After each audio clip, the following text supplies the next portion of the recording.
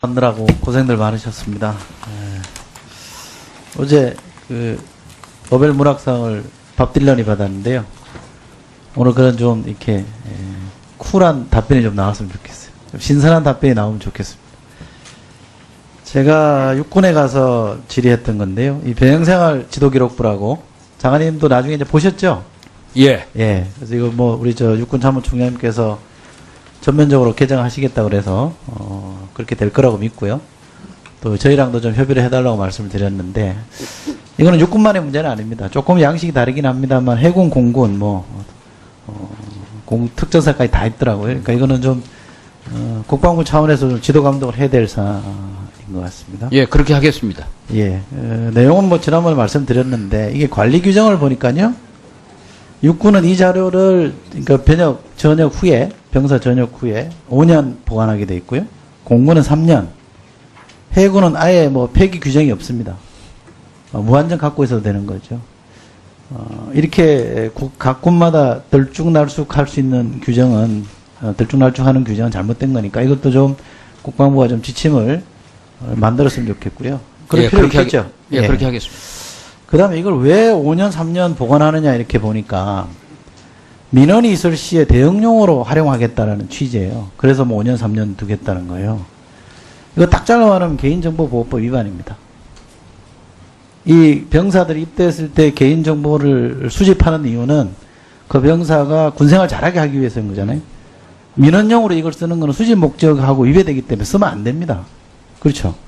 예, 그렇습니다. 예. 근데 이걸 지금 그 목적으로 5년, 3년 어떤 건 아예 규정도 없이 무기한으로 보관하겠다고 하니 이것도 현행법 위반이고 잘못된 거니까 이것도 좀 시정해 주세요. 예, 그래서 그 보관 기간도 네. 이제 각군의 입장은 좀 상의하고 의원님께 보고 드린 것처럼 뭐 또 추가적인 나중에 전역 후에 요구가 있어서 보관한다 하는데 그건 다 합리적으로 조정하도록 그렇게 그러니까 하겠습니다. 개인정보보호법 위반되지 않게 하려면 전역과 동시에 폐기하는 게 맞습니다.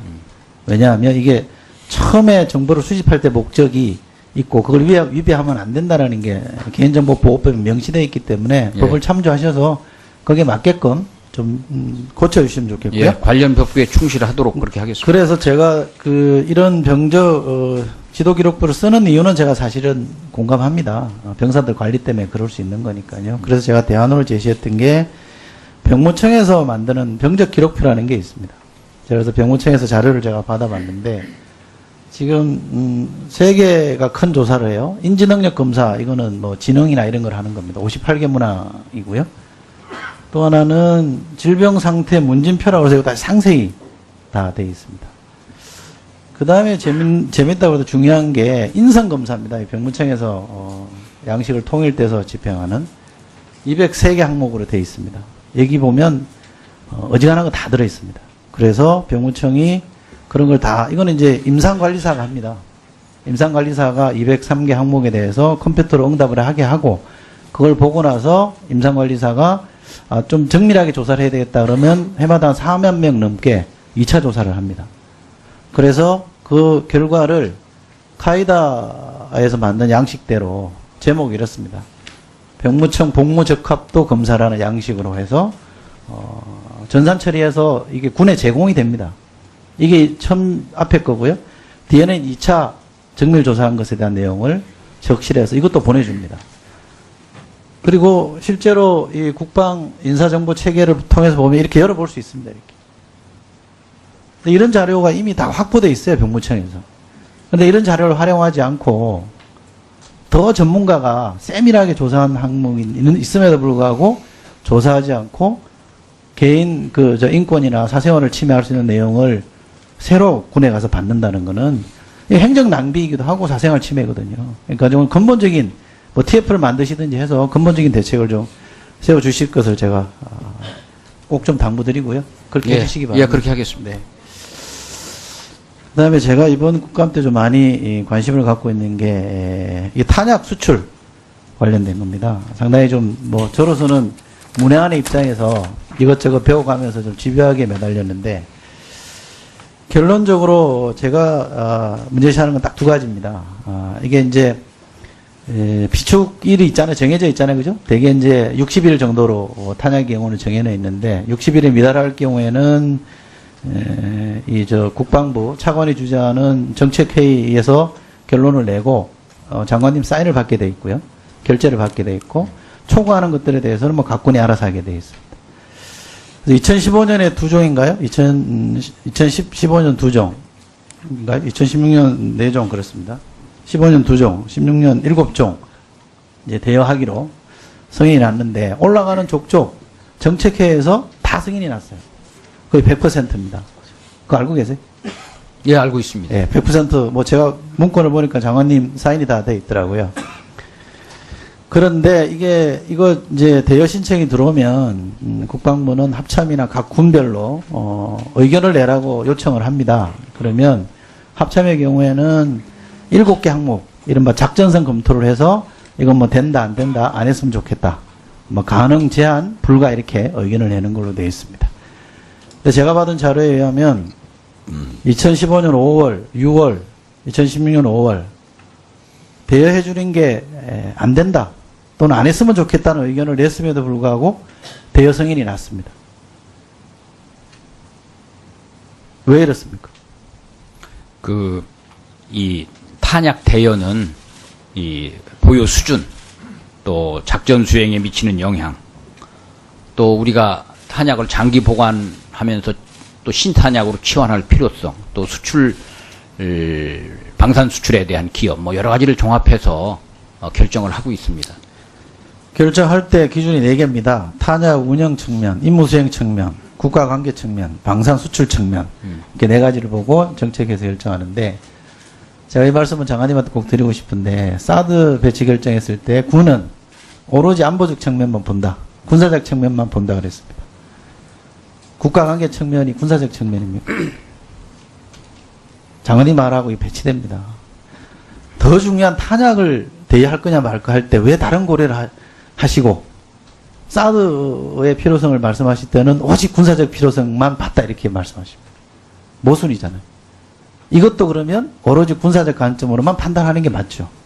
사드에 대한 찬반을 떠나서 제가 드리는 말씀이고요. 심지어 2015년 5월에는 제가 무기 탄약의 종류나 뭐 작전 일수 이런 거 말씀 안 드리겠습니다. 이 감사원 감사도 받았던 사안이 그죠? 2014년 감사원 감사 받았어요. 감사원 감사에 보면 이런 내용도 있습니다.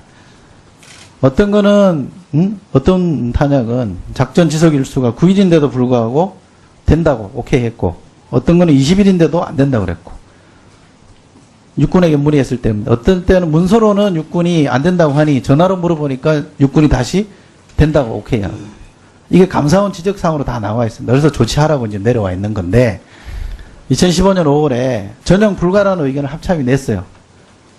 그런데 뚜렷한 이유 없이 오케이 사인을 했단 말이죠. 일촉즉발의 전쟁 상황이라고 하면서 어떻게 무기를 탄약을 이렇게 빌려줄 수 있습니까? 이게 제가 첫 번째 문제고요. 여기에 어떤 경우는요. 비엘탄까지 포함시킵니다. 개인 생존에 위협이 되는 무기 15종은 이게 작전일수 계산할 때 빼놓고 하잖아요. 그죠? 비엘탄이라고 해서 빼놓고 하잖아요. 근데 이거는 그것까지 합산시켜가지고 무리하게 승인을 해줬어요. 어떤 거는 또 프리에이터를 수정해서도 수정하는 걸 조건으로 빌려주는 것까지 있어요. 그 문서에 다 적시되어 있습니다. 어떻게 이렇게 합니까? 정책회의라는 것에 올라오면 각군이 상의해서 이런 점도 있고 저런 점도 있는데 종합적으로 이건 되고 이건 안 되고 이렇게 해야 이게 정책회의가 제대로 굴러가는구나. 장관님이 이걸 통제하는구나라고 알 수 있는데 오는 족족 다 되면 이거는 뭐 그냥 고무도장 찍는 거지. 그래서 이 문제는 근본적으로 좀 저는 재검토해야 된다고 생각하고요. 제 주문은 이겁니다. 이런 문제일수록 오로지 군사적 관점만 가지고 가는 게 맞다. 그 다음에 두 번째요. 무기 빌려줄 때 대여로 받습니다. 대여로 받을 수 있게 돼 있어요. 이게 6%인가를 받고 있다가 감사원 감사에서 시중금리보다 너무 비싸지 않느냐. 수출용 탄약을 대여해 줄 때. 그러니까 2%로 낮췄어요. 2014년에. 근데 이 한 해 뒤에 느닷없이 이게 제로 공짜로 빌려주는 걸 또 바꿨어요. 당시에 실장이라는 분이 지금은 퇴역했습니다만, 전역했습니다만, 이렇게 얘기했다. 봐주는 김에 시원하게 봐주자 이랬다. 이게 시원하게 봐줄 일입니까? 예? 실장이라는 양반이 이걸 시원하게 봐주면 될 일이에요? 국고 낭비인데? 300매덕 수출했는데, 수출용으로 빌려줬는데요. 한 푼도 못 받았어요. 수입이 제로입니다. 더 안심한 거는 군수품 관리법 시행령에는 무상으로 대여할 수 있게 개정을 했어요. 그런데 아직도 군수품 관리 훈령이라는 데는 2% 밖에 해놨어요. 이 행정을 어떻게 이렇게 합니까? 위에 대통령령이 무상으로 한다 해놔서 밑에 훈령도 따라가야 될 거 아니에요. 이건 아직도 2%로 해요. 장관님 아세요? 기본적으로 의원님의 문제 제기가 아주 중요한 문제를 제기하셨다고 보고요. 저희들이 지금까지 해왔던 일들 다시 한번 제가 종합적으로 점검을 해서 분명한 원칙과 기준에 또 법규에 따라서 할 수 있도록 그렇게 정비해 나가겠습니다. 네, 이철희 의원님 수고하셨습니다. 다음은